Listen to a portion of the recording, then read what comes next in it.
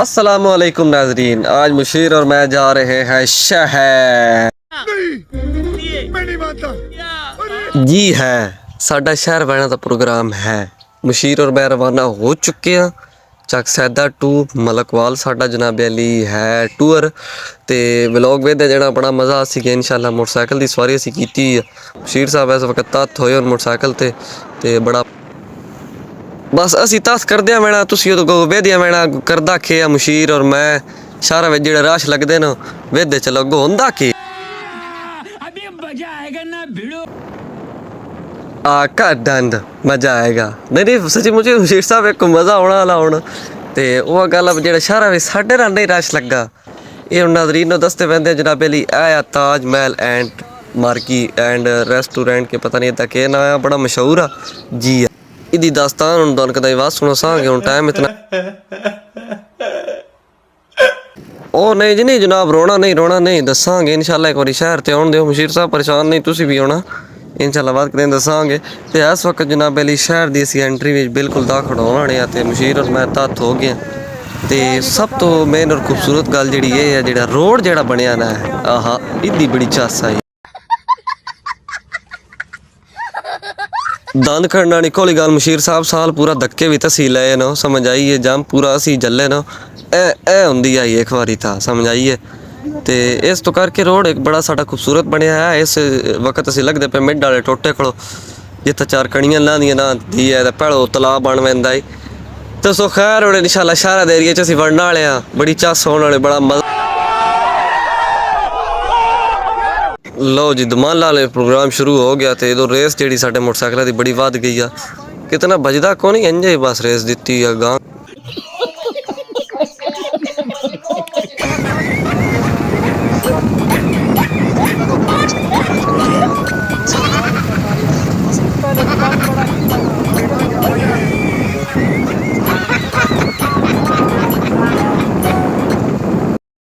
पुराना रेलवा जी तो लग गया मुशीर मैं आया शहर बड़ा बार जा रहे अपने शहर की जी है ना अपनी चास साडा शहर मतलब वाला रेलवा तो बड़ा मशहूर है काफी टिक टाका तो तुम वेदे रहे होने हो टिक टाक में बड़ा बना लियो जनाब ये तो पर अंदरों आई रश बड़ा ही रश रुको जरा सबर करो सारा वे बार बार आ गया रेलवे वेखो रेलवे का कैसा माहौल है समझाइए मुशीर साहब से मैं भी लोग पढ़ा रहे हैं ड्राइविंग मुशीर साहब का ड्राइवर है सुना ड्राइवरी तो सारा भी मैं थोड़ा कम लोड चढ़ा खत्म। बाय बाय टाटा गुड बाय गया। मुशीर तरकड़ा के मेरी मोटरसाइकिल का भला चला लेंगे समझाइए तरकड़ा अच्छा किदो नहीं बैठ देगा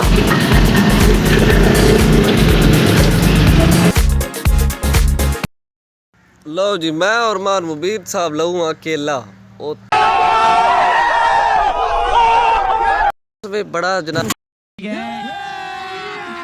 अभी मजा आएगा ना भिड़ो। केला तो है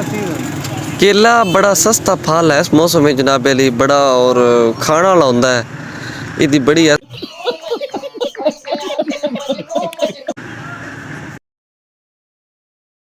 लो मुशीर साहब मारो ना केक एक बारी चलिए घर आना लो जनाब बड़ी चास आई शहर आया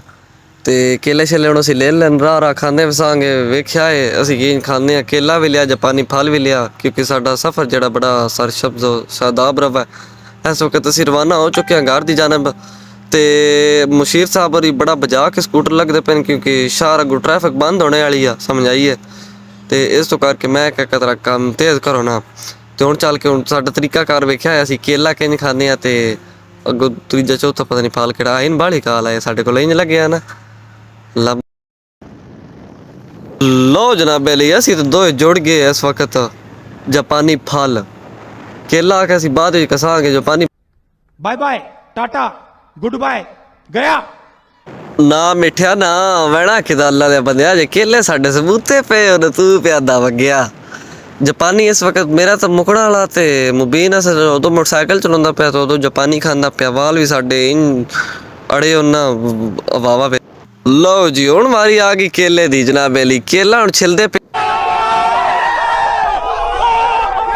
ਲਓ ਜਨਾਬ 6 ਕੇਲੇ ਬਕਾਇਦਾ ਅਸੀਂ ਲਏ ਆਂ ਤੇ ਤਰੇ ਹਿੱਸੇ ਦੇ ਆਏ ਨਾ ਤੇ ਆਖਰੀ ਸਾਡਾ ਕੇਲਾ ਹੈ। ਤੇ केले जनाब अली एंड बहुत ही मिठा और अच्छा केला ही। ठीक है जी, काफ़ी